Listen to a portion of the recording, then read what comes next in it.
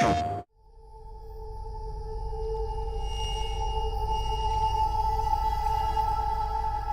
Frozen Wilds is an expansion of Horizon Zero Dawn. It's also a brand new adventure for Aloy that opens up a new place for her to explore and gives her a new central mystery to kind of dig into.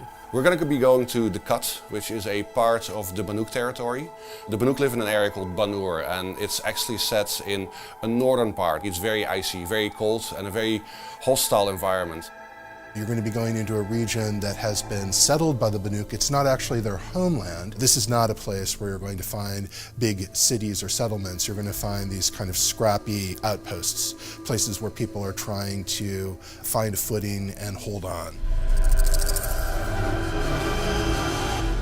Even before we began work on the Frozen Wilds, we'd written dozens of pages about the Banuk. But this was really an opportunity for us to flesh that out so much more, to really focus on them, put them in the spotlight, try to imagine all of these details about their warrior and hunting culture, really dive deeper into their kind of mystical beliefs, and then find ways of having that fuel the drama of the quest that you're going to be taking part in as you explore this region. One of the processes that we use to design our tribes is a process that we call intrinsic ideation. And it's a process where we first of all look at where this thing has come from. Everything has to come from the world. They don't really have any ability to farm. So all of their survival is based on hunting. You have to be nomadic, you have to be on the move. If there's herds moving around, you have to move with the herds. So these people don't build sort of settlements that have always been there. They actually have very mobile camps that they move along as the herds move through the landscape. I'm not here for glory. I'm here for the mountain.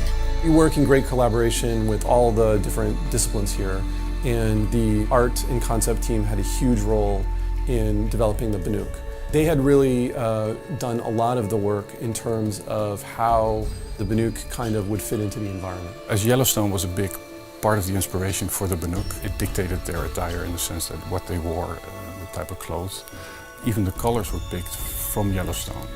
The prismatic pools, it's quite an outspoken, bright color palette compared to the other tribes in Horizon. Our goal was really to try to think about what it would be like to be a tribe in the natural world, a very specific aspect of the natural world, and then extrapolate from there. Unlike Earth-like tribes, we have robots roaming around. And these also dictate the belief systems, but also their resources. They take parts from the machines and try to almost dress like the machines. The primary spiritual idea that the Banuk have revolves around this concept of the blue light. The blue light that you see in the machine, the eyes of the machines. The Banuk believe that the blue light kind of can only exist in the machines, that it in fact struggles to survive within the human heart. The human heart can't contain this kind of ultimate expression of harmony. It is an ideal that they're constantly striving towards. And it also harkens back to a time when the machines themselves were more peaceful. We have people here who take a very grounded approach. They really try to think about things in terms of function and what's the truth of the idea rather than just what would look cool.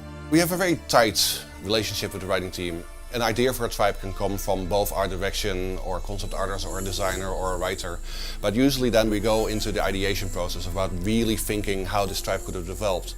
And then we use short stories that the writing team writes, or we use concept art paints that an artist has made and really develop it and look at it from every different angle. And it's really one of the most rewarding aspects of working on Horizon. We really come to these really lush and exotic tribes that we can develop.